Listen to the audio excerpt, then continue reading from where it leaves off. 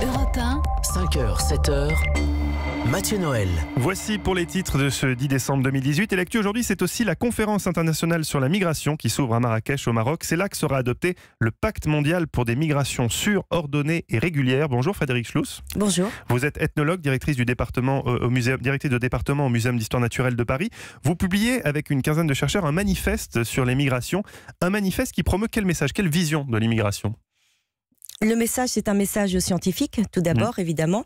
Et qu'est-ce que promeut ce manifeste ? C'est que les migrations ont toujours existé, la mobilité est propre des êtres vivants, et aussi que l'histoire des migrations nous raconte l'histoire humaine depuis 1,8 million d'années.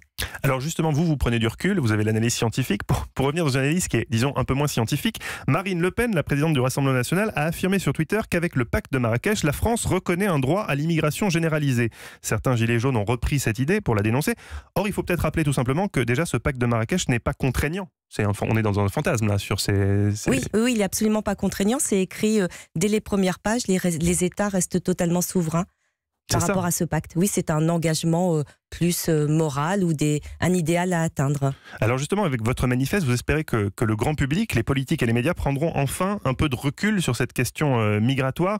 Il y a beaucoup de fantasmes autour de cette question. Oui, il y a beaucoup de fantasmes sur les chiffres.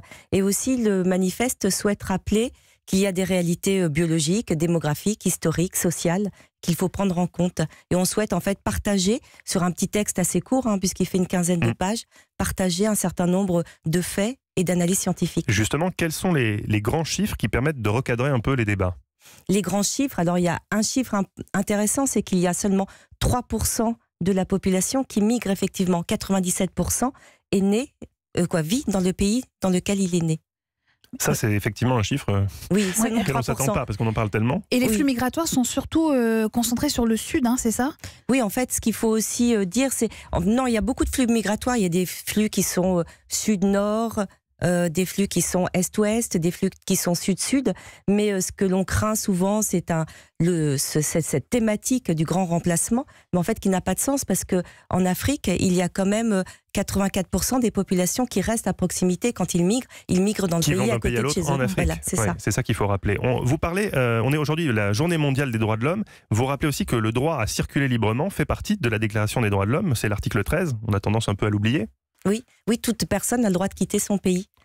Le pacte de Marrakech, dont on parle beaucoup aujourd'hui, prévoit un ensemble de règles communes pour l'accueil et la gestion des flux migratoires. Comment on peut concilier en fait à la fois ce droit à la mobilité individuelle et puis la souveraineté des États à décider de leur politique migratoire, selon vous ? Alors, le manifeste n'est pas prescripteur ni de morale ni de politique, c'est partager des faits, ce qui est important. Comment concilier ? C'est peut-être déjà avoir des données fiables pour que les États puissent décider avec l'ensemble des éléments. Et le premier objectif, ce qui est intéressant dans le pacte de Marrakech, c'est que le premier objectif, c'est avoir des données, et des données comparables entre les différents pays. Ce qu'on n'a pas aujourd'hui, en fait. C'est-à-dire qu'il n'y a pas d'études qui sont faites de grande ampleur ? Il y a des études, mais en fait, après, chaque pays définit la migration telle qu'il l'entend. Par exemple, au Japon, on est migrant à partir du moment où on passe plus d'une semaine au Japon. Ah oui, d'accord, c'est-à-dire en fonction des pays, d'accord. En fonction des pays, c'est pratiquement impossible. Pour rester sur ce pacte de Marrakech, il est non contraignant, c'était bien de le rappeler, mais il y a quand même pas mal d'avancées. Ce texte recense des principes, défense des droits de l'homme, des enfants, reconnaissance de la souveraineté nationale.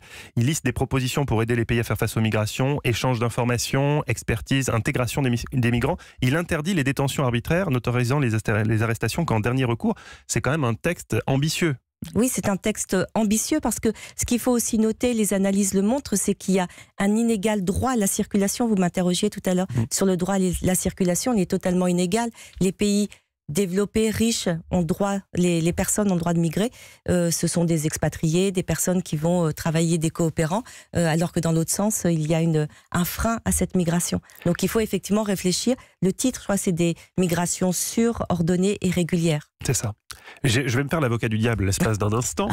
Sur ce pacte de Marrakech, on a rappelé que c'était toutes les fantasmes qui circulent, on est dans la fake news, notamment parce qu'il n'est pas contraignant. Néanmoins, dans les faits, l'Italie, l'Autriche, la Bulgarie, la Hongrie, la Pologne, la République tchèque, la Slovaquie, l'Estonie, la Lettonie, la Suisse, l'Australie, l'Israël, la République dominicaine et d'autres encore refusent de le ratifier. Et Donald Trump pour les États-Unis. Donc pourquoi il refuse de signer quelque chose qui finalement n'est pas contraignant ? C'est juste l'idée même, il n'adhère même pas à l'idée. c'est ça qui est inquiétant, je trouve.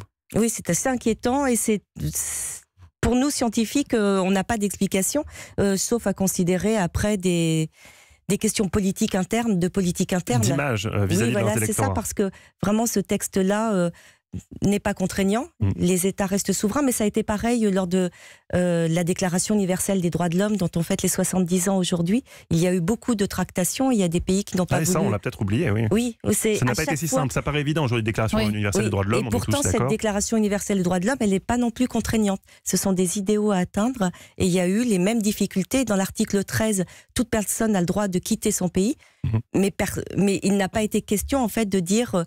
que tout pays devait accepter. Accueillir. Voilà, c'est ça. On peut quitter son pays, mais voilà. Et donc on voit bien que c'est quand même très compliqué à chaque fois, même pour ce qui est non contraignant. Je rappelle votre manifeste, le manifeste du Muséum, très intéressant à lire et très court, ça se lit rapidement, ça permet d'avoir un peu de recul sur l'actualité, c'est très utile. Merci beaucoup Frédérique Schloss d'avoir été avec nous en direct ce matin sur Europe 1. On rappelle que vous êtes ethnologue et directrice du département au Muséum d'Histoire Naturelle de Paris.